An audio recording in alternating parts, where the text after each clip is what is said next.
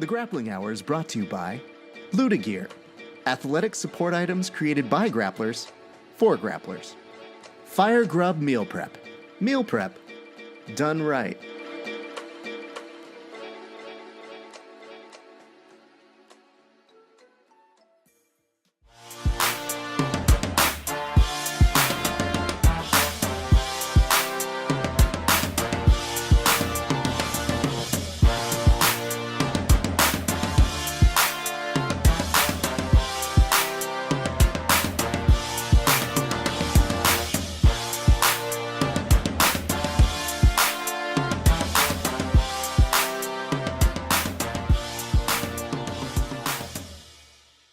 Hey, what's up, everybody? Thank you so much for tuning in on this. What is this? This is a beautiful Tuesday afternoon here on Best Coast time. It's 12:12. We're going a little early, but that's because my guest has so much information, so many comments that they can't contain themselves. He's finishing eating right now. I just saw him put down the plate. He is ready to talk to you, and he's not just a champion, so I've been told or seen or interviewed possibly, but he happens to be maybe the world's biggest combat jiu-jitsu enthusiast. So I figured rather than ask anybody else, we go directly to the source, to our good friend Vagner Rocha, who's also going to be appearing on a Fight to Win next Friday night. Ladies and gentlemen, let's please welcome Vagner to the show. Vagner, how you doing, sir? I'm doing great. Thank you for having me. Not a problem, dude. Okay, let's get straight to it. Here's the thing. I went to go cover the combat jiu-jitsu. You had some notes or thoughts about it. What was your initial reaction to EBI 17? It's always a good event to see so many stars, so many big names involved, and it was such a mix of jiu-jitsu and MMA guys, so it was definitely something different than the EBI events that we tend to see, right? Mm-hmm. I don't know. Did you lose me there on the camera? I lost you for a split second, but you're still okay. Don't worry. Okay, let me get this camera back on. Somebody called me. Oh, it's okay. All right. So, it was to me, it was more like a regular EBI event, because there wasn't the aspect of the striking in the combat part of the jiu-jitsu that I foresee them doing the way at least the way I did it. I mean, I watched the previous CJJs too, and I feel like just people they don't have the knowledge of actually doing both, where they're doing jiu-jitsu and striking at the same time. I feel like they're either doing jiu-jitsu or they're trying to slap each other, and sure. It leaves, to me, it feels like it leaves a huge gap in blending the two seamlessly, So I don't know. I wasn't impressed at all. I felt like, to be honest with you, I felt like it was a regular EBI tournament. But there were no athletes that reached out, because I saw you gave Dan Martinez some credit though. Dan, yeah, because Dan's a good friend of mine, and I actually helped him train for this.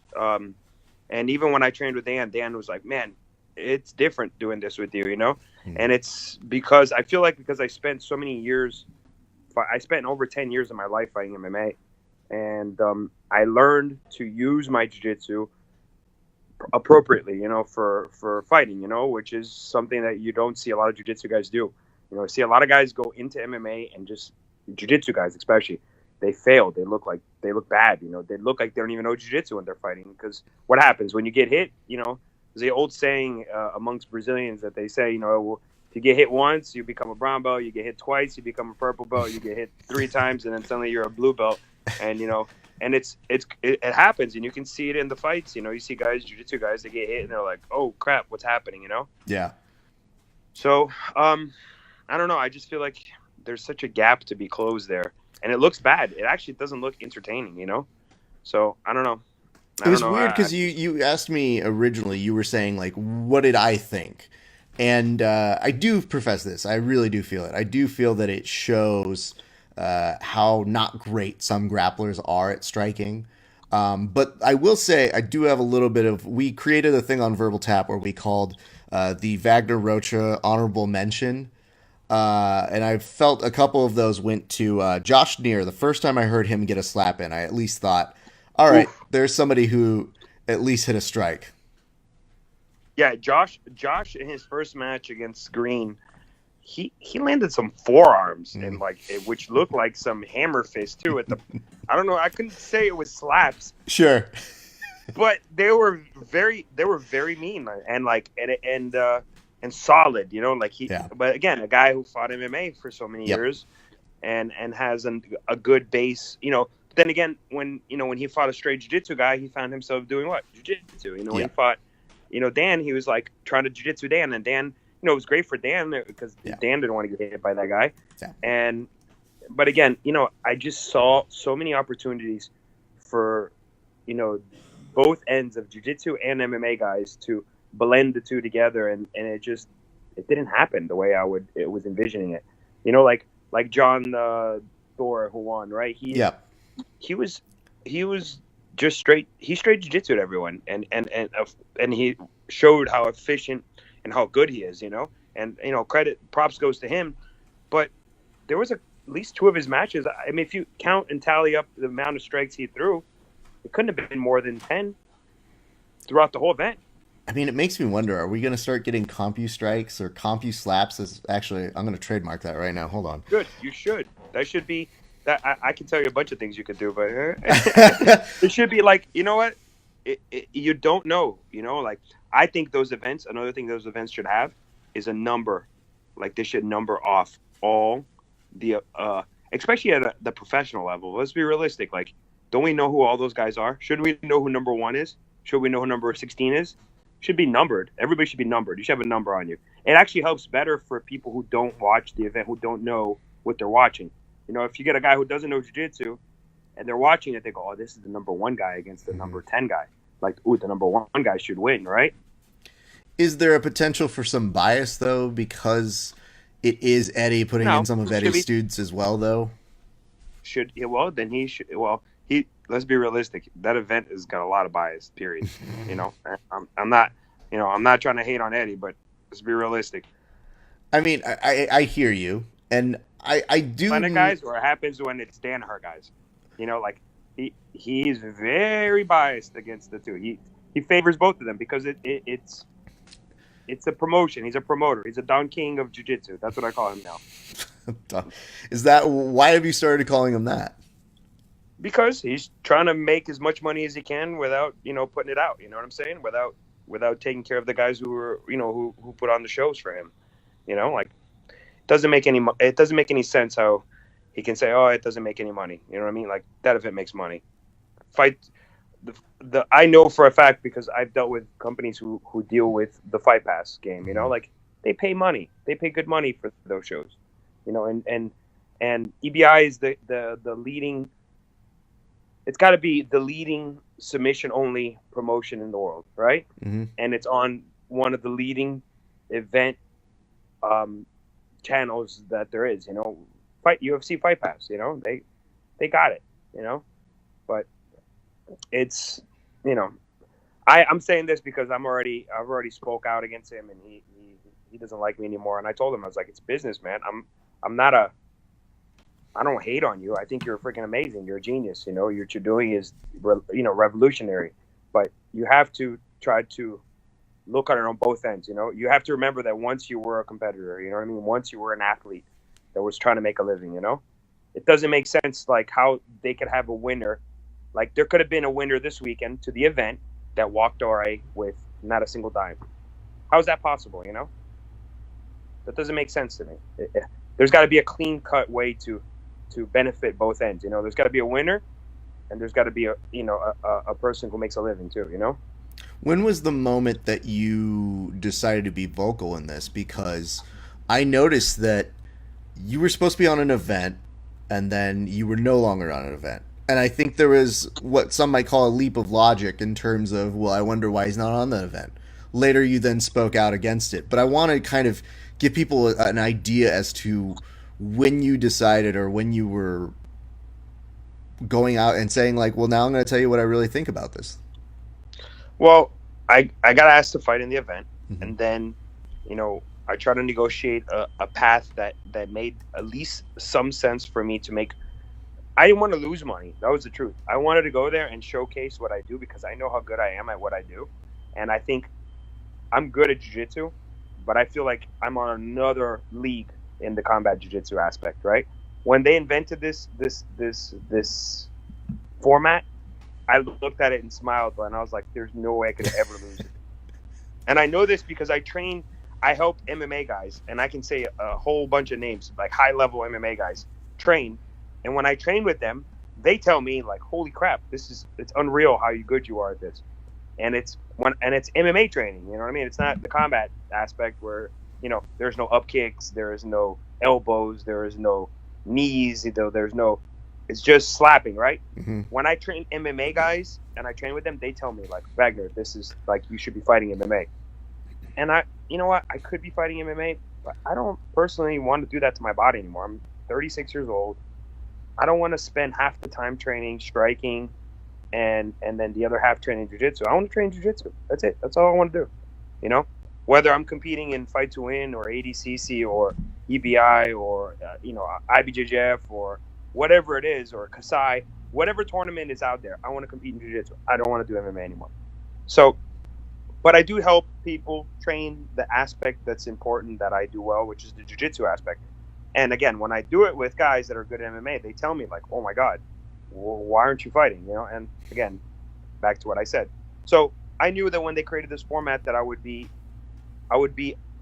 like 5 steps ahead of everybody, And when I was asked to fight Boogie, all I asked was, hey, I have to fly out my wife, who's always with me. She's in my right hand, my left hand, my leg, my other leg. She keeps me in track. She does everything that I don't want to do. She's my personal right hand assistant. I have to fly her out. I have to fly out a coach. I have to get an extra day in. I want to get there 2 days before. I don't want to get the flight from East Coast to West Coast. It's not fun. Yeah, it's brutal. It's one of the worst flights ever. And it doesn't seem like it, but when you settle in, you kind of like, oh. So I have to fly in 2 days before they want to put me up. So I have to put up my own money. So at the end of the day, the whole trip itself would have cost me like $3,000, right? Let's say on the low end. All I was asking was to be covered on my own expenses, And what I got was, if you'll make your money if you win in regular time. So if I had submitted Boogie and another thing, in a 20-minute match, if I submitted Boogie in 20 minutes with possible up kicks, because at the time he was telling me there were going to be up kicks, I was going to make money. Like, that's not what professionals do. You know what I mean? Mm-hmm. I'm, again, you know what? People want to fight for free. Good luck to them. I'm not that guy. I'm not going to be that guy. Again, looking back at the MMA aspect of it, that's one thing I can look at MMA and be like, there's a professional part to that makes MMA what it is today, what it's grown to that next level. Sure. Is at least even at a lower level tournament or a lower level arena, they pay their athletes. You know what I mean? Like, you're not making a lot of money, but at least you're making your money. They're paying your flight. At least you get your two-show money. Your two-show money. They pay your cornerman. They pay the corner flight. They pay your flight. There's a whole procedure that is taken care of. And I just told him, I said, dude, you're offering me, $7,500, right? That was the prize to win. Mm. Why don't you just take that money, split it in two, give Boogie half, give me the other half, and let it go? Like, I'm okay with that. I couldn't even get that to work because he said, no, that's not how I do my events. We pay when you win by submission, and so on and so on. And he got upset with me because I was vocal about what he was doing. And he's like, oh, you're trying to call me a cheapskate. I promised you $1,000 sponsor. I said, $1,000 doesn't even pay the flight of one of my corner. You know what I mean? Like, again, you're putting a super fight. It's not like you're putting a tournament, right? You're putting a super fight with one match. You know what I mean? Like, and it's arguably the two best guys in this organization, right? I think Boogie is definitely number 2. Why do I think he's number 2? Because he's been in MMA fights, and he's been doing the combat jiu-jitsu probably since before they even made combat jiu-jitsu. They were probably Right, doing it in right. the gym, right? Right. Their idea, right? It's their format. So I consider myself number one because I've done it more at this point. So it's the number one, two guy in the world in their similar weights. And I like Boogie. I'm not gonna go out there and fight him for free. It doesn't make sense because I could go there, not beat him in regular time, beat him in OT, and still walk away empty-handed and even lose money. That's not happening, you know. So he got upset with me, and I told him, I said, man, I don't got no hate for you, you know.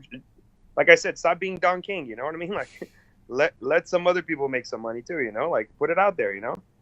So and he, you know what bothered me too, because he was offering, and you know this bothered me a little bit. This is the part that bothered me. He was offering Gordon Ryan to fight Kevin Casey, $10,000. Do you remember that? I do. Yeah, he was. That was what Gordon was going to get, 10,000. So I was like, so Gordon Ryan might be one of the biggest names in jiu-jitsu today. He can make $10,000 just to go out there and fight, but your number one guy in combat jiu-jitsu in the world doesn't get anything. Just walk. You want me to come out there empty-handed? I'm like that. Come on, man. That can't happen. Just to paint the picture a little bit more, because again, part of the reason why I wanted to get the timeline was I wanted to try and establish the fact that at this point you were already a combat world's champion, correct? Yeah. And so your perspective was you had put in, you know, you had already competed under a tournament setting to show that you were a gamesman for that sort of deal. But now if they were going to showcase you in a super fight, then treat you like a super fight, was your perspective. Exactly. Okay. Which is not wrong at all, you know? So I've been to 3 EBIs, right? One was the combat, and the other 2 were regular EBIs. All 3 have made it to the finals. It's not like I'm a guy coming out of, you know, left wing saying, hey, you know, pay me because, you know, I'm going to fight for you guys. No. I've already made a name through this. I've already won other events. You know, either I win events or I'm the number 2 guy. You know, you know, I'm always at the top of the heap. You know what I mean? Like, that's how I see it, you know? So it's good for both ends, you know, for the promotion and for jiu-jitsu, you know? I just, again, after watching this weekend, it makes me even go, you know? But here is the issue that I seem to think is coming up for the future of combat jiu-jitsu, which is this. I don't know that you're going to have as easy of a time fulfilling that spot, because I think it's much easier to say, hey, we need a grappler last minute, or we need to fill in these spots, than it is to get somebody who falls out of a combat jiu-jitsu spot, because that requires, one, a particular kind of athlete, number 2, licensing, and number 3, like, the reward for combat jiu-jitsu, if you don't win the whole thing, is that you just advance and get another opportunity to get slapped and maybe a little more TV time, you know? So to me, I would say this is the one thing that I'm still trying to struggle to find out, which is I've heard rumor that they want to do more combat jiu-jitsu than EBIs, the regular format. And I think what worries me, and maybe something that Eddie might be working against, is the UFC Fight Pass might go a little bit more obsolete with this ESPN deal. Because the idea is you come to Fight Pass to see more UFC content. The ESPN deal is now going to put 15 fights on another client that you have to pay for behind a subscription service. So I do wonder if the idea is trying to keep everybody they can who is already on the service and not lose them. And the idea is maybe if you watch for MMA, you might stick around for combat jiu-jitsu. I don't know. I never thought about it like that. Yeah. But it sounds. Well, keep in mind the deal for ESPN starts January 2019. So I think, and this is again, you know, I'm looking into it, but I'm just saying I feel that is part of the reason why we're seeing a little bit more emphasis on the combat jiu-jitsu, because they're going to have the females go up in December, and then I think it'll be very interesting to see what happens after that. Yeah, I don't know. I just, like I said, Don King is definitely banking. Well, so you're still contention. You're saying somebody's making the money. They may not want to give up some of that money that they're making and kind of give it to the athletes as a consideration. Wouldn't you think the athletes is who deserves it more? Well, I mean, those are the here's guys who put on the show, right? here's That's the why issue people though. tune in. If you go up further on that stem, you might have a discussion with the person called Dana White, who helps funnel that sort of a thing, and he himself doesn't necessarily pay his athletes super well. I think the conception is the promoter says, "Hey, let me get paid," and I think there's nothing wrong with wanting I'll to give get you an paid. I'll give you an idea. Like, even if it could be some lower than that, it could be like, for example, first round guys all make $1,000. Second round guys who make it to the second round make another $1,000. Okay. Right? Think Yeah. about it. Right now, you already made 2,000 if you got to the second round. Third round guys, they make $2,000 now. Right? So we're And now talking the winner, 8,000, then another 8,000. the winners, the winner makes a bonus of 4 or 2 or 1 or whatever. You know what I mean? Like, it could be even $500. Think about it. It would this would change the game in itself right there. You know, like, it just there's a way to do it. You know what I mean? And if there's the funds are there, you know, like, and they're there, it should be distributed right. You know? Okay. Now, in response to this, you yourself kind of felt a charge to start doing a little bit more of your own work in the promotion angle. So tell me a little bit about what you did with this knowledge. Was it inspired by this, or when did this start happening? It's been inspired by this. I've been feeling this way for many years. You know, I took the route of doing MMA so many years ago. When I became a black belt, I spent maybe the first year or two competing in jiu-jitsu, and I got burned. I got turned off by jiu-jitsu. You know, I was kind of like, why do I do this if there is no, you know, like, you can win a tournament and then nobody even talks about you. Nobody even cares. Like, you know, many, for example, IBJJF is one that just they make me feel some type of way, and they're the biggest organization in jiu-jitsu, and they make a killing. They make more money than you could ever imagine, and the best guys in the world freaking sign up every year for this. Like, every year they make their way to California in June, and they fight in that tournament that they call the Worlds. And they're like, "Oh, I'm a world champion." And then the next year, there's another world champion, and the year after that, there's another world champion, and you get forgotten in history because there's a world champion every year. And fucking year, so what? You were the world champion of the year before. So what? Like, what did you get out of that? Like, what? Yeah. You want a $5 medal and a $5,000 expense? You know, it just doesn't make sense to me. You know, and like, so I want to put a tournament together that's different than and there's many reasons behind what I want to do. I want to put a tournament together that develops a way to pay the athletes and at the same time catch an audience. I think jiu-jitsu in itself is not entertaining for somebody who doesn't do jiu-jitsu.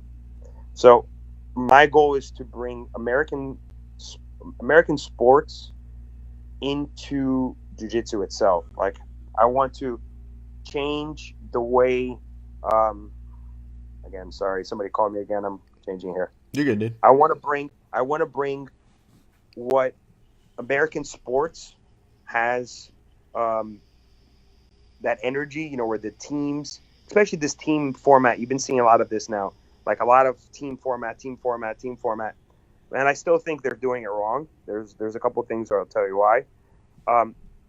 That I did an in-house, basically, I did an in-state Florida tournament where there was 8 teams with 5 weight classes, and I swear it was the most energetic thing I've ever seen in my life. And I've been to 3 ADCCs. I've seen it all. I've never seen this kind of energy concentrated in one little area. I had 8 teams that were locally here from Florida, and they all fought each other with 5 weight classes, and each team brought 10 athletes. So basically, you got to bring a team of 10, not a team of 5, right? So you'd have to specifically stay within your team of 5. Okay. You can rotate your athletes like you would in any team sport. You That's know what I pretty mean? cool. I do like that. And the format was 5-minute matches with points, right? But the first half is no points, kind of like ADCC has, Sure. right? But not the ADCC rules because I don't like the point system in ADCC. Um, I think it's so hard to score on in the ADCC Yeah. format. It's ridiculous, and it makes it boring because then they carry on and on and on and on and on. It's a 5-minute match with no points in the first half, and then points in the second half. And the points are like IBJJF system points: 2 for takedown, 3 for passing, 4 for mount, 4 for back. No advantages because advantages is stupid. And if there is no winner in the first 5 minutes, there's 1 minute overtime. Okay. With the 1 minute overtime, it's whoever's more aggressive. Okay. So whoever's pushing the fight is going to win, and it's going to be a referee's decision, and it's 3 referees at all times. And here comes the third twist to this: the matches, right, are going to be gi and no gi. So each team gets to pick if you can fight in the gi or no gi. So, for example, you go over to Team A, who's fighting Team B, and you say, all right, Team A, you guys are the first to pick because you won the coin flip. You get to pick where your lightest weight class is going to go first. Is it gi or no gi? And they say, oh, gi. And then I have to go over to the other team and tell them, all right, you guys are fighting the first match in the gi. Put your gi on. And then whoever wins that match, they win a certain amount of points for their team.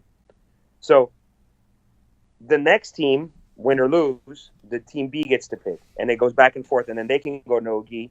And it's back and forth until the end to see whoever has the most points for their team. And, man, it was crazy. I'm telling you, it was the most energetic thing I've ever seen in my life. And I had people that don't know jiu-jitsu that were there, and they told me, like, yo, I was so entertained by it because I was watching this team, and I got invested in the team, and I wanted to see them win to score their points so that they can move forward in the bracket, And I had, like, such a good response from it. And I did something that was unique, too. I set up a huge production on it, and it's actually going to be aired soon. So I can't wait to put it on the internet so people can watch it. Because once people see the idea that I have, they're going to be like, "What? This is it," I want to clarify here. So the And the gi and no gi, the reaping rule, that's garbage. That's out too. There's everything in gi and no gi. No, like you can't grab here or do this. It's everything. These sound just short of being called Vagner rules because. I mean, it's missing a few slaps here and there. I think no really... hitting, no hitting, because combat's not for everybody. And it's definitely not for me.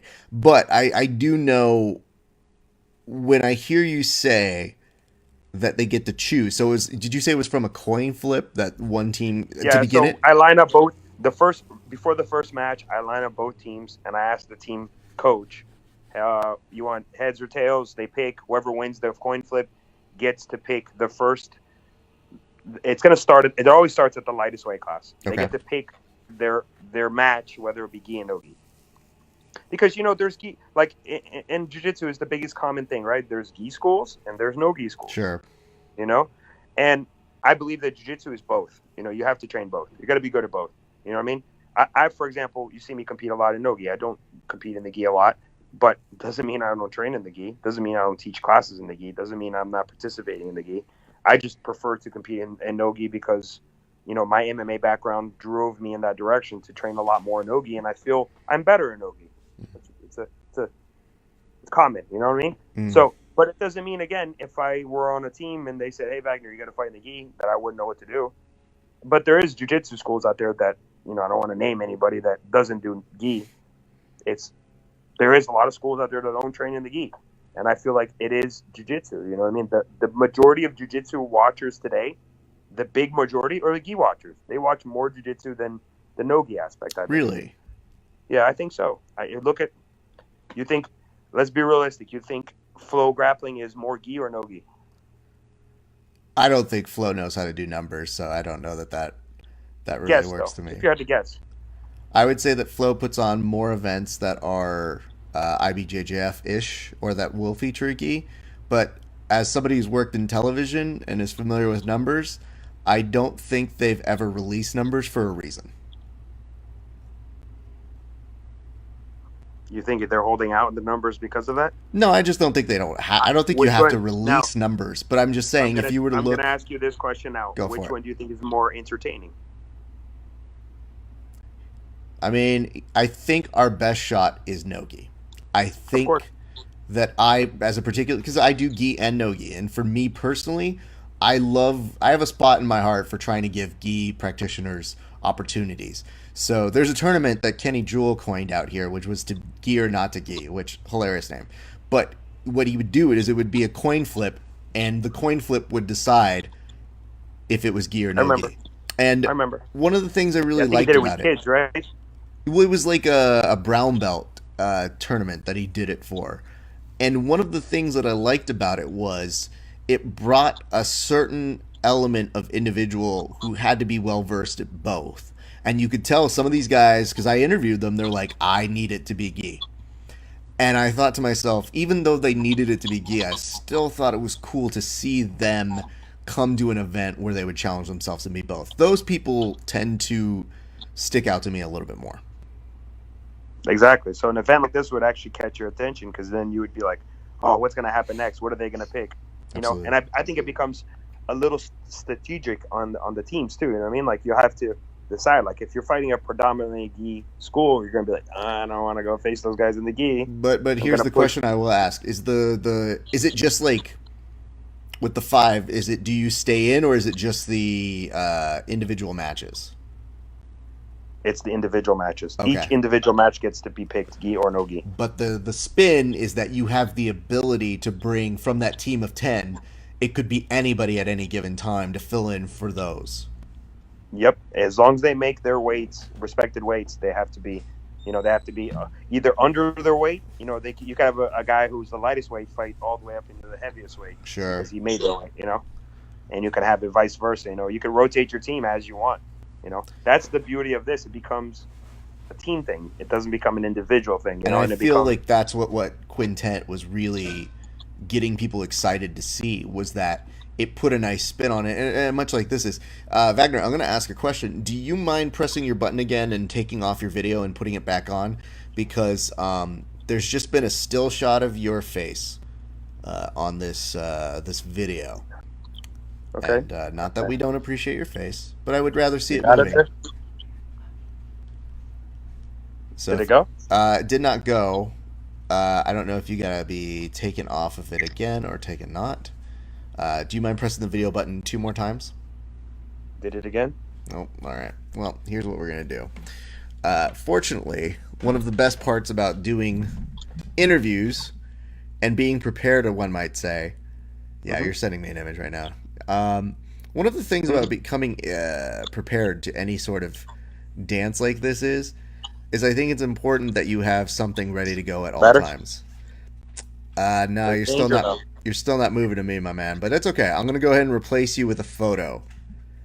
And so the nice part about that is this particular photo is the one that makes our opening credit sequence because you're synonymous with combat jiu-jitsu. And this was from when you won at Combat Jiu-Jitsu. My sister snagged this really great shot of you pointing at your palm as if to remind us this is what won you it. Yeah, man. It was a bit of the mix, of jujitsu and the mixing the jujitsu and the combat. You know what I mean? Which is the thing that made me, kind of look this weekend and go, it didn't entertain me. When you say But like it didn't entertain you and it's kind of I don't know which place to put this in if I'm being honest. I'm either putting it over half of your mouth or half of your top face. So you know what? Your hair's nice. So we'll go ahead and put that more toward the you got bottom. it. Yeah, we've got something going up now. All right. So Wagner, again, you said the response was amazing. Where is it that we can look to see this? Like when is it going to be looking to come out? I made the editing. We got like a huge production around it, and I'm editing it, and I'm putting the points, the team points, the individual points, everything kind of formatted together now to finish up the production of the stuff. And once it's done, I'm gonna release it on YouTube. Okay. Because I feel jiu-jitsu needs to be for everybody. It doesn't need to be. You don't have to be subscribed to a certain channel to watch it. I think you need to release that up amongst the world, Yeah. for the lovers of what we do. And hopefully it catches steam, and then I can start moving this around and, start doing things that I see other people not doing, and see the opportunities, and create opportunities for, the future of the jiu-jitsu guys. I think it's, there isn't enough people that are doing it for the right reasons. I see a lot of people just trying to get rich, trying to make that money for themselves and not really growing the sport, and I think the minute you start doing it for the right reasons, things will actually work out better.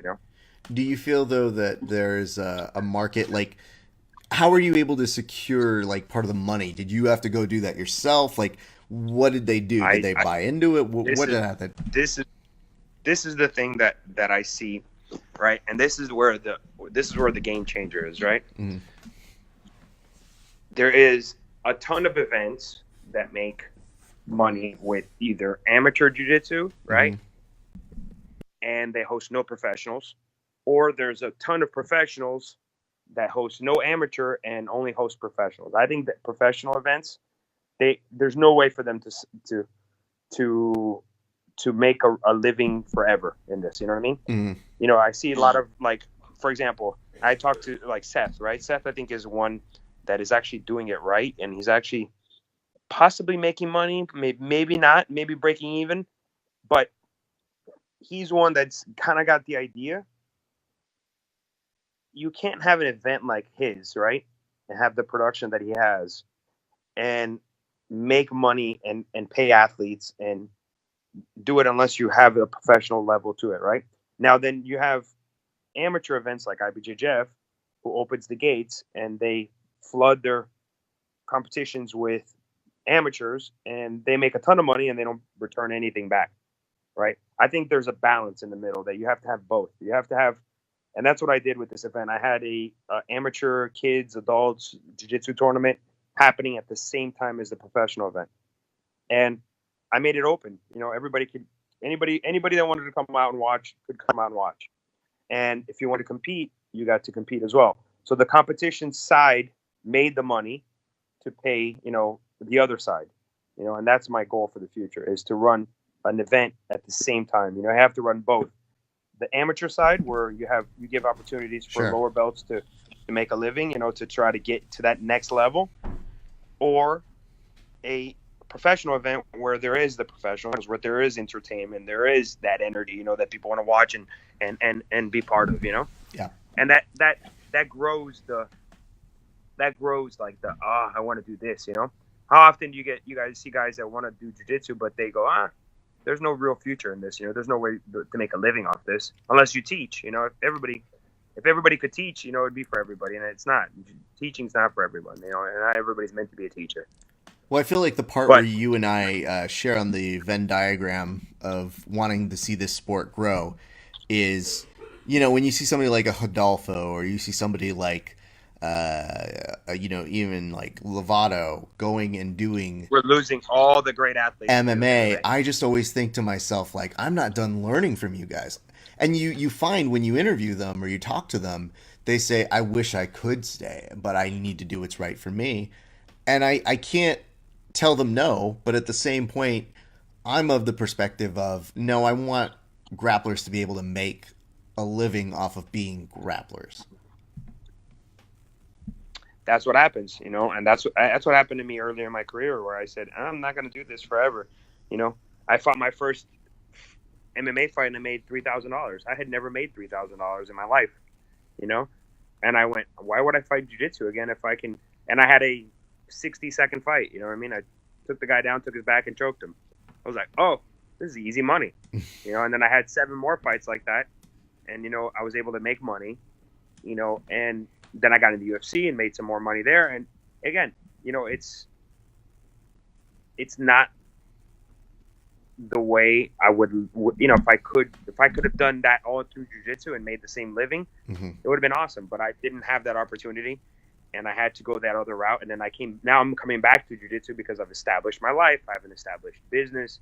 My life is in order. Everything is good. I'm not struggling. You know what I mean? I know what I'm doing now. So I can fight jiu-jitsu, I can invest my time, but I'm older, I mean? Like, I'm not a young guy anymore. I'm not 25. I'm 36. Like how much more can I stay at the heap? At the top of the heap.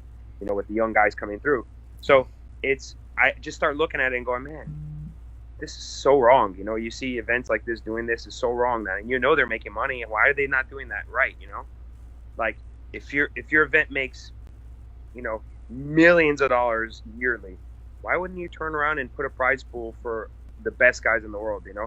If you have the best athletes coming into your event and producing every year for you, producing shows for you, why aren't you doing it right? Why aren't you trying to take care of them?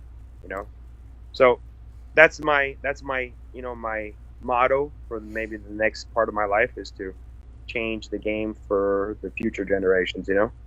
That's appreciated, and that's good. I mean, the nice part about it is you definitely seem like when you take on the perspective of being an athlete who wants to afford more opportunities to athletes, you are trying to respond to some of their concerns. Yeah. Like you said, you got guys like Rodolfo, and now we got Bruno Malfacini doing MMA. You got, Gilbert Burns. You got, so many great athletes are just leaving. Gary, look at Gary Tonin. Yep. Like, I'm not done fighting that guy. I wanted a couple more matches against him. Like, can't have it no more. He's done. He's done MMA. And you know what? He's not going to look back either. You know why? Because he's probably making a fortune. He probably made close to $100,000 already in his 2 fights. He never made that in jiu-jitsu. He could have made it with Metamoris. That Metamoris 140K deal. He made a lot of money with jiu-jitsu too. He's not with EBI, and he made a lot of money in jiu-jitsu. Don't get me wrong. He's a guy who's like, you know what? You got to applaud him for even stepping out of that and going into that uncomfort zone, But it's not they're not doing it for the reasons. Not everybody does it for the right reasons. Maybe he's doing it for his own reasons, but not everybody does it for the same reasons. Sure. Sure. Vagner, I wanted to switch topics here, and I never actually got the chance to talk with you about this, but I know it was something that bugged the community, and I know it probably bugged you as well. Could you describe what your reaction was to the whole Marcel Goncalves thing? Because I know that was a weird situation, and it's even weirder when it's somebody who you know. Yeah, I don't know if I want to touch that subject. That's such a, it's such it's a hard topic. I feel for everyone involved. Everyone, and most people are like, oh, man, it's such an ugly scenario. That's all I could say on that. It's sad. It's so sad. It's sad for jiu-jitsu. It's sad for families. It's sad. It's just like, that's unneeded, It's unneeded for people. And that's not just jiu-jitsu. That's just for life, That just, all I can say to that is, people need God in their life. You know what I mean? You need a higher power, somebody that, can guide you in the right direction. You need the power of prayer, those are the things that help, get your mind out of those evil things, that's it, man. That's all I can touch on that. I don't want to elaborate any more than that, because it's just a sad scenario. Appreciate it. I think it's important that, if anything, there's been a lot of these kind of stories that are coming out. So I hope that people understand. And it's not just him. I hear it all the time now. I'm like, what is wrong with people? This world is lost. Yeah. You know what I mean? Like, I just think it's important that people understand that if that is coming on, that they do need to speak out. They do need to find some way of making themselves heard. So I hope that it's unfortunate, because it's one of those things where he was a very nice gentleman to me professionally, and anytime we interviewed or talked. So it really can be anybody, because he did seem like a very nice human being. Right? You would never, like, when I heard this for the first time, I was just like, I cannot believe I'm hearing this. Like, yeah, I'm a father of a young girl the same age. Sure. I'm just like, I don't know, man. I don't even know what to say. Well, I'll say this, Vagner. I appreciate you for answering, and you said that was all you wanted to say on it. So I don't feel like putting any trap doors to continue making you speak on it, but I do take you at that, and I just want to pass along to your gym and to everybody that who was affected by this. Just obviously express our sympathies, and our understanding of it's not them, but No, at the same point, we also want to make it very clear to those people who are in danger that we just don't condone that sort of unaccepted. thing. You know what I mean? It's unaccepted. Yeah, it's unaccepted. Cool. That's not why we do this. It's not why we do jiu-jitsu. Absolutely. So let's transition this back because again, I felt like we started talking a little combat jiu-jitsu. We said that was it. We talked a little bit about Eddie. Who are those people though that you're looking to compete with in combat jiu-jitsu? Are you looking to do that elsewhere? Like, are you looking to have those sorts of matches outside of combat? Can you have that outside of combat jiu-jitsu? I don't see why not. Right? Don't you see events hosting EBI format roles all the time? Sure. I don't know if you I don't can see do why. combat I don't see. itself though. Did they trademark it or anything? I don't think it's something you can trademark.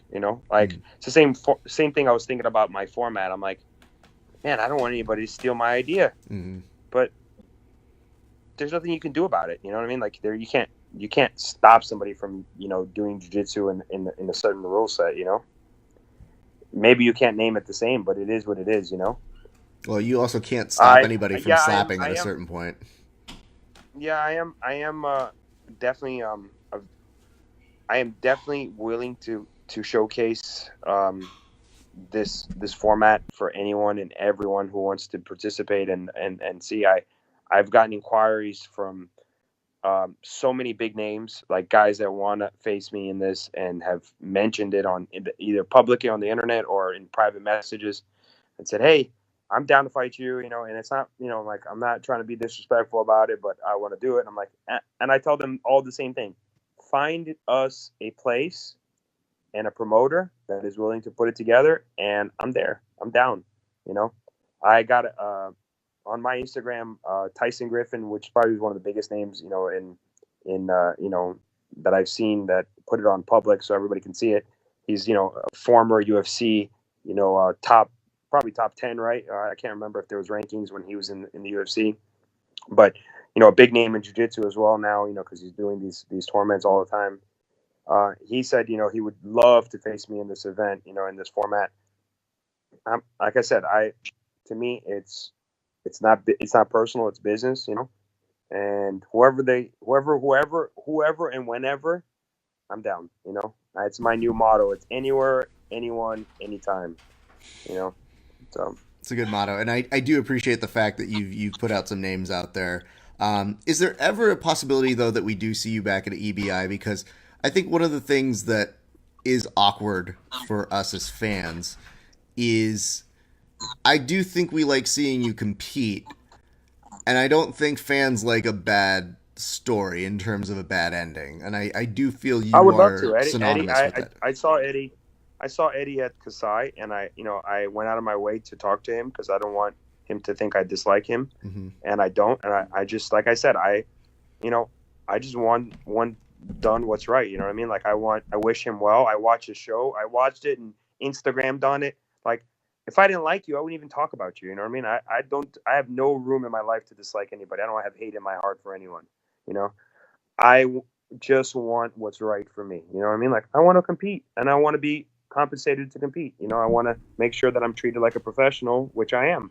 If you call me and say, Vagner, I want you to fight, I'm going to say, okay, when and where, and let's go, and I won't back down. I won't back away. I won't make up excuses. I won't, give you, unprofessional ways, to act. You know what I mean? I've only, every event I've ever been to, there hasn't been one person in the world that can question my professionalism, maybe maybe Seth once in that fight to win with AJ. Well, but, I mean, is it weird? That's though? the only time in my life that anybody can question my professionalism. But I had a reason, and I was told I could, and I did, and What do you mean you were told you could? Well, before the match, Seth said to us, "Oh, you guys go out there, you freaking scrap, you fight, you do whatever it takes, just make it entertaining." And I said, "What do you mean fight?" He goes, "I don't care. You know, in the last event, these guys were throwing punches at each other." I said, "What? Hold on, repeat what you said." And then he repeated it. So I said, "Okay." You know, and I already and again, you know, I had already been a little like, you know, Yeah. with my opponent. You know, he'd already pushed all my buttons. You know what I mean? And I was like, you know what? It wasn't like I planned what I did. It really was the heat of the moment. You know, and I really felt bad after I did it. Not to him, but to the other people who were really offended by what I did. And now I look back on it, and it's just, you know, publicity. You know, now it's like it is what it is. It happened. You know what? So what? I know I don't can't judge me. You know what I mean? You don't know me. You don't know what was going in my mind. You don't know what was happening. You don't know what led up to that moment. Now people kind of know AJ too, and they kind of see it, you know, on a daily basis with him. So I kind of feel like I've been defended from that, you know. If anybody you But picked in all of jiu-jitsu, you picked the one guy everybody goes, I mean, did he deserve yeah, it? yeah, that's the guy, you know. Like, so he would be awesome to do combat jiu-jitsu with, Do you think he would do that? you know. Nah, he ain't about that life. He did sign up for, I believe, the initial combat jiu-jitsu tournament. Yeah, he did. He put his name on that poster that was like, I'm gonna do this, and then he was the first person I wrote like he will back out. He will not make it to the event. I know it. Him and there was about five faces on that original poster that I said that guy, this guy, and that guy will not make it to it. You know, because I knew they wouldn't. You know. Hmm. Man. Okay. Well, let's do this. I want to ask you about what is coming up. So, who is your opponent of Fight to Win? It is on October 12th, correct? Oh yeah, that's a good one. I'm fighting Augusto Mendes Tanquinho. That's a great match, That's a right? great match, dude. That's lit right there. That's the kind of stuff that, you know. That's why I said Seth runs the most professional event there is. You know, because he's not scared to make matches that people want to watch. You know, like I want to watch this match, and I'm the one involved in it. You know, so you know, if that was him fighting another person like me, I'd be like tuned in to watch it. You know, and that's the kind of stuff that, you know, we want. You know, that's the kind of stuff you want for, you know, professional jiu-jitsu. Absolutely, absolutely. And you guys have had a match before, correct? Yeah, he beat me in 2011. I've only been subbed 3 times in my career, and he was one of them. So he's on my checklist. When Seth asked me who do you want to fight, he was part of my list. I always give out the list of the guys that I want to fight because, you know, I want, you know, I don't. I, the last thing I want to do is be remembered as, you know, fighting this guy once and he tapped me. You know, like I want to see if that can happen again. You know. Am I allowed to ask who else is on that list? You probably witnessed it. I got beaten. The 2 times I got submitted were an EBI, freaking by Gordon and Gary. And I feel like remember back to that bias of 10th Planet and Danaher guys. If you, Yeah, yeah, I when I remember you say saying this, that. I say this because of these reasons. Those guys, both of them, I fought Gordon.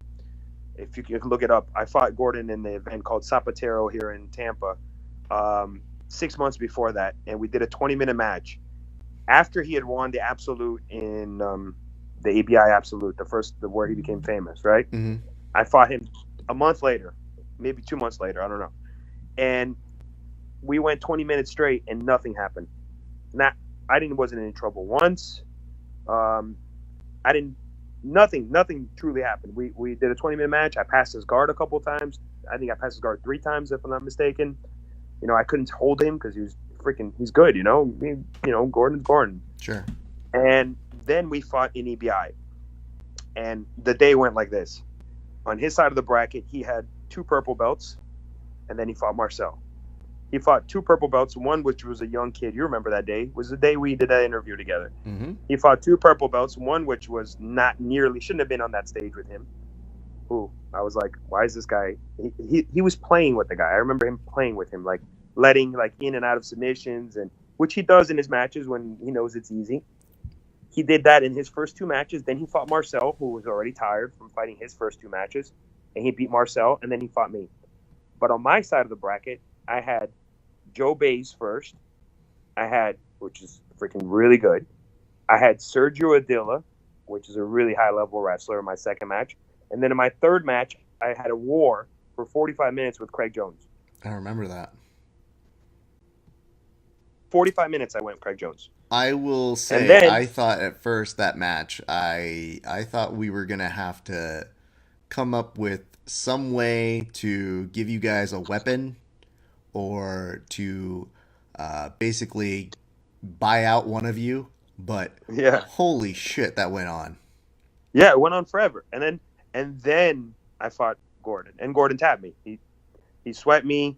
First, he put me in two honey holes, which I got out, which no one's ever gotten out. He told me that himself. He said, I put everybody in honey holes and they never get out. And I said, not me. I got out twice consecutively, like one after the other. He put me in one, I got out, and then he put me in another one, and I got out.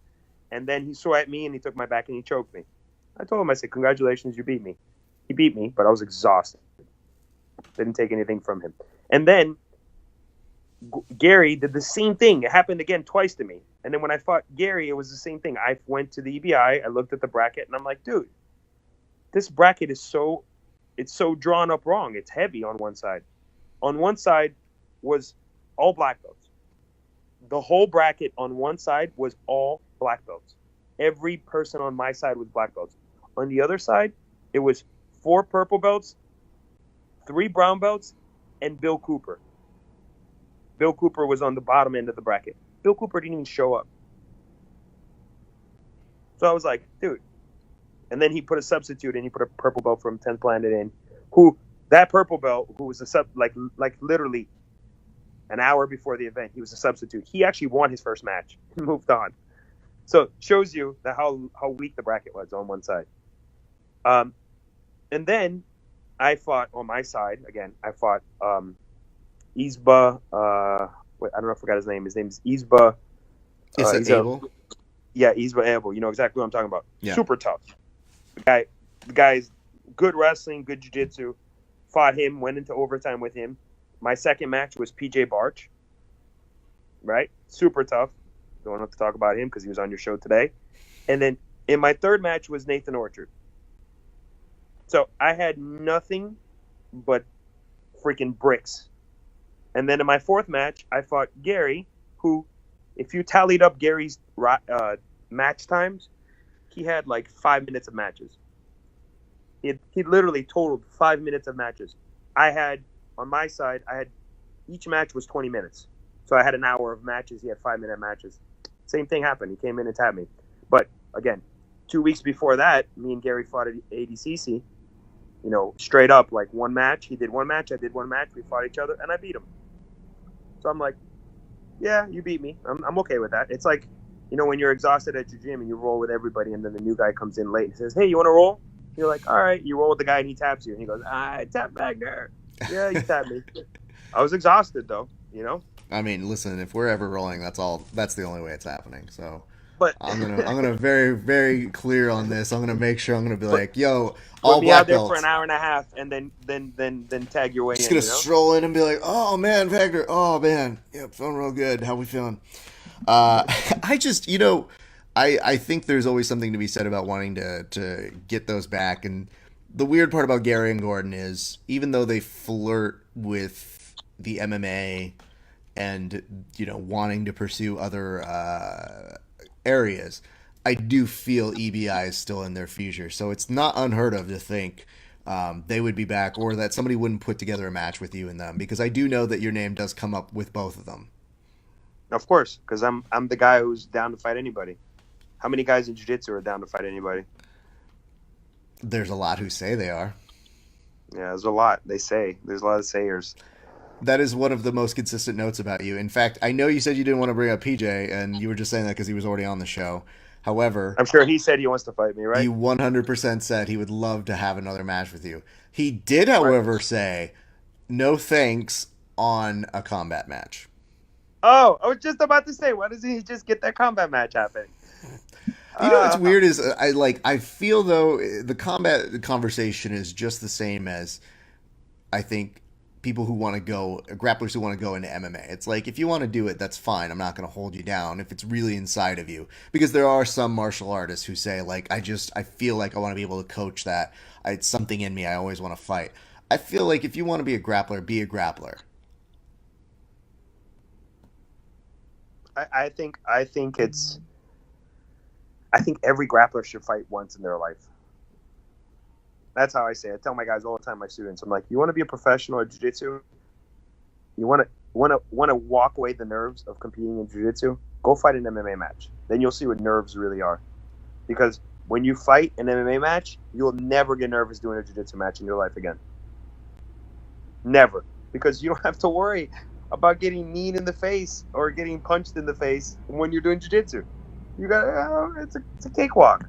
No, I mean, It is. I definitely get the mama bird knocking the bird out of the tree to make it fly sort of approach. I also think to myself, nah, you know. But again, you're saying for professional grapplers, A professional guy, whoever wants to go to that next level. You know what I mean? And plus, there's no better way to test your real art if it really works. You know what I mean? If you fight jiu-jitsu and you're a staller, you're not going to do good in MMA. oh, 100%. I mean, that is the interesting thing at its core. It's what combat jiu-jitsu should be producing. Again, I still think, we're in the infancy of it. Who knows? Who knows where it can go in There 2 to was 3 there years. was guys stalling this weekend at the CJJ match. That's The true. guy who beat Dan, that got to the finals, he stalled the match with Dan. Dan's like, oh yeah, he was holding me down. I'm like, why weren't you slapping him in his ear? You know what I mean? Like slap him. How do you stall in CJJ? I would say this. I don't know, and I talked very briefly with Kevin about this, which was Dan's too pretty boy. I think there was a moment when I looked at him and I was like, you don't need to do this. Look at your face. You got them Bambi eyes. I literally took a photo and I was like, he has eyeliner He's under tough his though, eyes. man. He's not. I'm He not is a good-looking saying dude, but he's he's soft. a He's not light soft. person. I'm saying that when I saw him get like slapped the first couple times, I was like, yeah, bruh, you don't need this. And Kevin tells me afterwards, he's like, yeah, dude, we all give him shit about that. And I said, as you should. But man, he had some fantastic jiu-jitsu out there. I was a big fan of what he did. I think he's amazing. And I know he was there because he wants to put his name in the card. He wants to be known. So I understand his dream, and I know what he's trying to get to. I would say So, this though, there's for the longest time because the Danaher Death Squad or 10th Planet, they would, there's always the same couple people who are in the conversation at the end. I've always said that at every EBI, there's always somebody who showcases. There's somebody who you remember even if they didn't win. And in the past, it's like a Josh Hayden. In the past, it's like a Josh Hinger. In the past, I felt like this weekend, though, I thought that Dan made a very strong name for himself to be one of those individuals you take away from that event. So I look forward to interviewing him at some point. I feel he and I will cross paths. yeah, he's a young guy too. He has a lot of potential, and the future is all his. Absolutely. Now, Vagner, I know we want to start winding things down. However, I do want to ask a couple things. Number one, which is this. What are you looking now? Where do you see your place? Because you seem to be in this place of being both an athlete and wanting to help a little bit as a promoter. But where do you see your place now? Do you see that there's one over the other, or do you still see like you're just kind of helping promote just for the sake of doing it right now? I'm not a selfish person, so I'm not promoting these events that I've been doing by myself. I've had other people with tremendous help. I've had like 4 or 5 different people that are involved highly in what I'm doing. So it's not something that I'm doing by myself and taking all the credit for. So I have a lot of guys that are in my surrounding group who are helping me because they know me, because they hang out with me, because they're my friends, because they know that I'm pure when I say what I'm saying. And promoting the event and promoting Major League Jiu-Jitsu is one of my future things. But as of right now, because of my age and the time I've invested in Jiu-Jitsu, my number one focus is to stay at the top of the game, to be one of the best guys in the world, And right now I feel like I am one of the best guys in the world. I know by my previous performances and the events I've been fighting and the people I've been fighting and how well I've been doing when I compete. And again, like guys like you said, like DJ Barch is saying my name, and guys are saying my name left and right, and because they know that I'm game, that I'm ready, and that I bring it. So my focus right now is to be one of the best guys in the world, but I do want to pave the way for the next generation. I have kids in this. My son and daughter, they love jiu-jitsu and they train jiu-jitsu and they love competing. I just don't. I see their time invested in this as a waste. They could have. If they could have been in another sport, they probably would have become some sort of professionals in that other sport.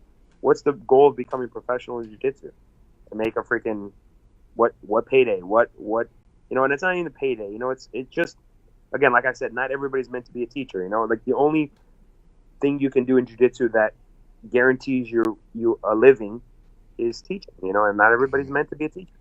So I just want to try to better the sport and grow it for the next generations. Like I'm friends with Buchecha, and I think Buchecha is the LeBron James of jiu-jitsu, right? Yeah. And he is no LeBron James in his bank account, and it's sad. Like how does this guy consistently go out there every year and perform at the heap of the game and like beat out the best guys, and sometimes he doesn't even look like he's trying. Yeah. And there's no real future for him. You Well, know what I mean? correct There's me no if on this too. Didn't he give up his title to Lowe? Mhm. Did that have implications for the BJJ Pro if he did that? I don't know. Because that was something that I was like, oh, it's a great, nice thing to do. But then I thought if for the BJJ Pro, where you're supposed to be ranked and at the end of the year they give you money, I was like, oh, you're not just giving him this. Like, what did you guys cut a deal back there? But even that, the fact that that's part of the conversation that you have to have shows an inherent problem with pay structure. All right, listen.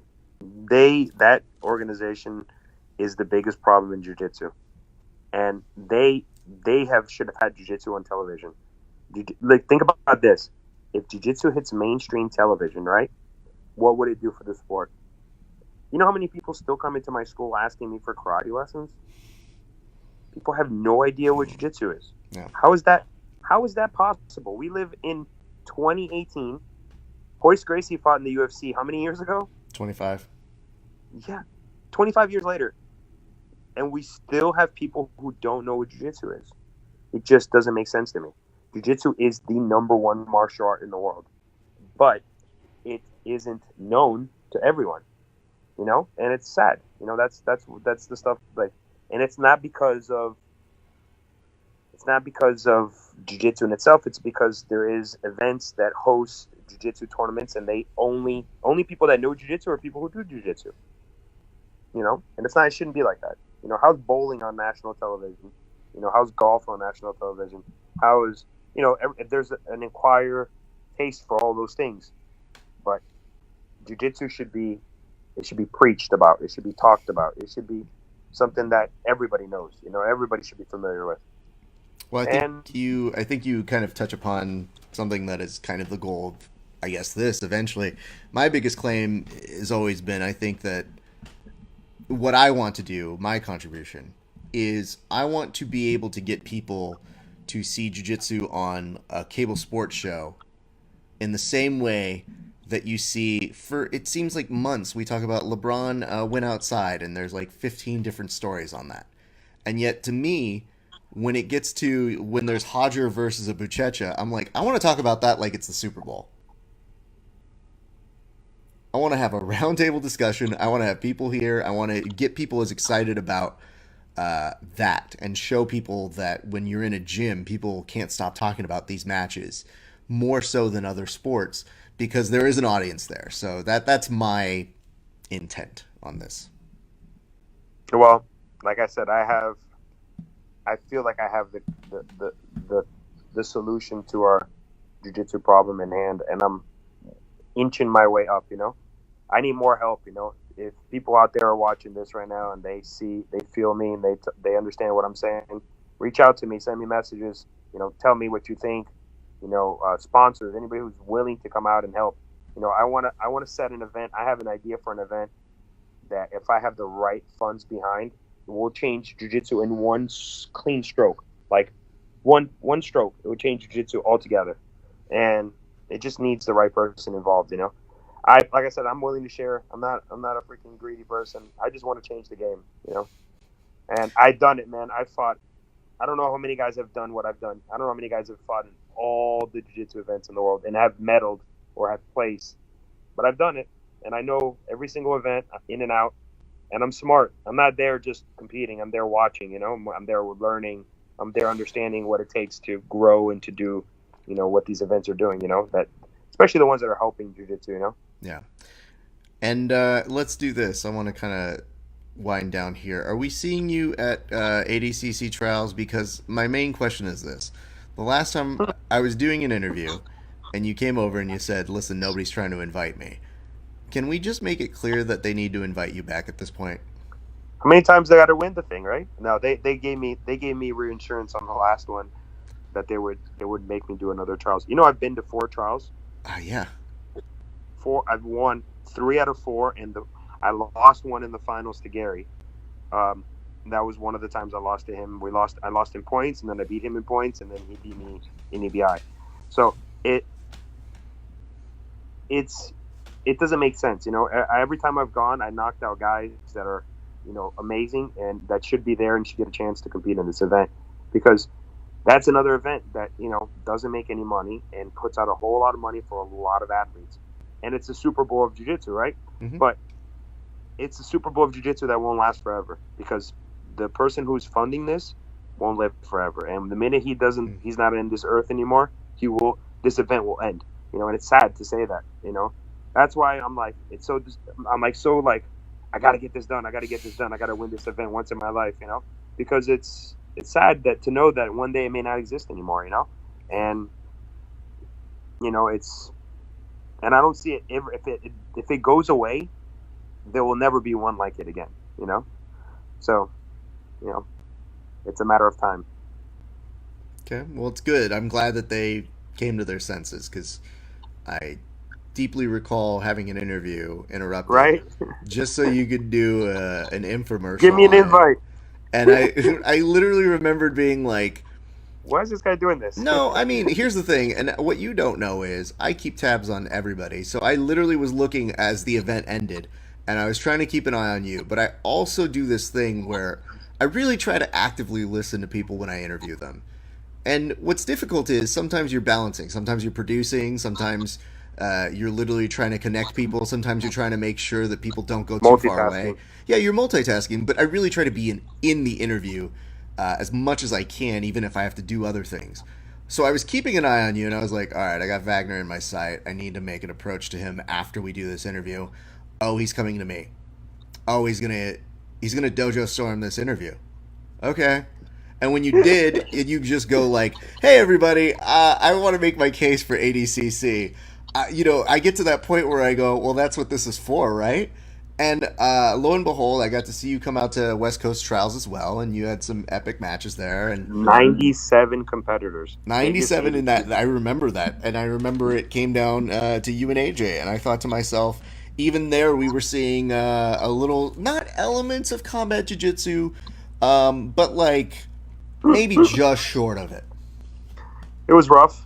I try to make it every match I have uncomfortable for my opponents, and it's people get upset with me about it all the time. People don't like the way I grapple, but what I say to those that don't like what I do is remember that jiu-jitsu is not a soft sport. It isn't a gentle art. It is a combat sport, and if you're not trying to implement making your opponent uncomfortable, then you're not doing your job, right? We don't do arm bars to make people happy. We do arm bars to make them tap. So I don't do anything in my matches. Everything I do has a second intent behind it. Sure. So if I grab your neck, it's to bring your base down. It's to make you uncomfortable. It's to also set up my takedowns. If you don't want me to take you down, then sit down, play guard. I'll grab your neck when I'm passing guard as well. Like it. And if I feel like you could take me down, I'll pull guard for you. But if I feel like you can't, then I'm not going to. And that's, people don't understand this part of the game. You have to you have to make your opponents uncomfortable. I And guess I the thing that I think about is I never see you trying to hit me when we're interviewing. So I don't really think it's like you take that off the court or off the mats and you're just like, ah, no, you're I don't. also I'm a nice guy off the mat. you're super nice, and that's what a lot of your competitors say. I think secretly, though, a lot of your competitors, even if they don't say it, I do feel that they have an appreciation for how hard you bring it, and I think that's why they do continue to bring you up. So it is, with every kind of note about that, I'm sure it's a compliment in disguise. But there have been no less than 3 times I've seen you compete and been like, it's Did like, he just do that? it's more so from the fact of like, I would never do that, but I'm also not going to tell you that you're not supposed to do that. I think we just had Vagner drop out. Let me do this. I'm going to go ahead and call him back. As we do, I just want to make sure you guys know you are watching the Grappling Hour right now, and I couldn't be happier to have Vagner on. I don't want to let him just leave without saying Hey, goodbye. So, Vagner, I'm sorry. I think you got cut off for a split second.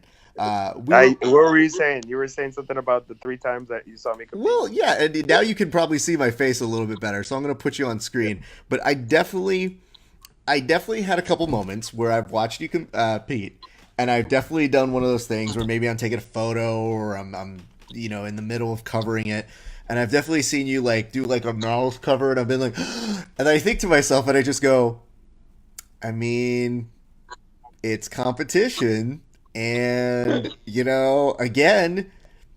I don't know that I would, but I don't know that I wouldn't. So who am I to say what that is? Right. So as much as I definitely look over and every once in a while I might be like, I don't think I could do that. I don't think I could do that. I know to myself that every time you've chatted with me or we've had the opportunity to kind of catch up, you've been nothing but gracious. All of your competitors have great things to say about you.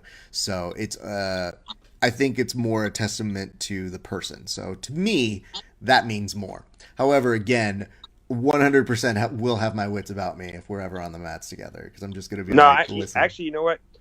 I tell people all the time they never believe me though. I don't train like I fight. I don't train at all like I fight. Actually, I'm sometimes too nice, you know. But I Come do on. train. Yeah, I do train with my students that way. But then I feel like when I train with people that I'm training, like my competition room, Mm-hmm. then I turn up just a little bit, and I usually let people know right away, like, hey, I'm gonna roll with you like when I fight, and they know what that means, you know. So then it becomes everything from mercy to head snaps to, freaking chin in your face and everything and anything that's gonna make you go, Well, you got that So kind of jujitsu that makes me think, especially with your pressure game, that like I gotta have like mace on me or something. Like I'd be like, can I get a pocket knife to go with Wagner? Because a shank, you're gonna well, hold it in. I'm not that Mexican, okay? But I want to make sure that when I do have something, I just always think to myself as like a weapon of opportunity, to be like, yo, if shit gets hectic, I got no recourse here. But no, I kid, obviously. I think it's pretty dope that you are continuing to pay it forward. I'm really looking forward to you and Augusto Mendez because I do like both of your styles for different reasons. And I felt like in the past, even when you've seen like Mendez with like Eddie Cummings, he has ways of neutralizing and he's very clever about what he does. And I feel people forget He's that tough. because of the MMA. Yeah, he's tough, man. He's So 100% tough. I So, got, I got, I got my way. I'm ready for what he brings. So I'm gonna surprise the world. My oh, goal is to see if I can get it back. If I I love can it. get what he did to me, I can get it back on him. That will that 100%. will that will blow the world. Well, then we got to do it a third time. So, yeah, you have to do it because I I'd have watch it to. a third I don't want to just beat him. That's my goal. time. Wagner, can we do any solids for you? Can we shout out any sponsors that take care of you, sir? Yeah. There's a whole lot of sponsors that have been helping, especially with the event that I did here. Um, I have my main no-gi gear and gi sponsor, Senso Jiu-Jitsu. They take care of me with my uniforms, my gis, all the stuff for my competitions here that I do often, and then all the guys who help me with um, my event, the Major League Jiu-Jitsu event that I put together. The Gamblers Jiu-Jitsu, Mike Cipriani, who's doing the WSOG World Series of Grappling. He's freaking one of the greatest guys in Jiu-Jitsu. He's a person who's involved consistently, just helping people, make a living off this and trying to change the game. And Alexicor Movers and Shakers. This guy's one of my sponsors down here in South Florida. He's a small business owner who helps people, get funding for growing businesses. He's one of the guys who's also helping me big time. And again, and Alexicor, the one of the sponsors for EBI, he's pain relief. He's freaking amazing guy. Sends products. He sent all the athletes for my competition products, and all these guys that are just involved in jiu-jitsu that are, they're not originally jiu-jitsu guys, but they've fell in love with it and they're trying to help change the game. So that's basically it for now. That's a good list, and I think that's pretty dope. It's the goal, man. That's what we want. We want to bring in those outsiders to feel like they are included and part, because jiu-jitsu is for all. So, Vagner, thank you so much for taking out time to chat with us. It's, and I've said this to the other guys. I said it to PJ. I said it to Sergio. It really does mean a lot that you'll be on our very first episode today, and that we're going to be continuing to do our part to pay things forward, but it does mean a lot for us, and I always appreciate you being so candid and honest, because I feel like not everybody will do that. Yeah, I have no secrets. That's the key ingredient. You got to try to keep yourself honest, and keep it honest with others. Absolutely. All right, my man. I'm going to let you get on out of here. Thank you so much, ladies and gentlemen. A nice thank you to one Vagner Rocha, sir. Thank you, guys. Take care.